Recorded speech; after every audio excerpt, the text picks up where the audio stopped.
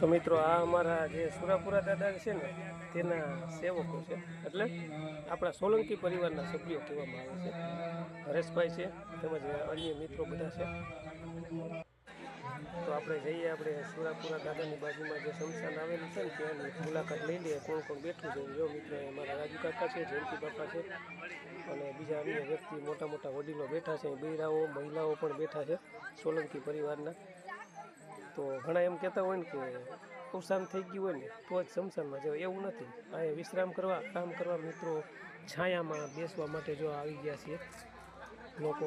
જ્યાં અમારા સુરાપુરા દાદા બેઠા હોય ને ત્યાં કોઈનો વાળ પણ વાંકો ન થાય. આ સ્મશાનમાં બેઠા જો લોકો બધા. જય ભોલેનાથ, જય સુરાપુરા દાદા.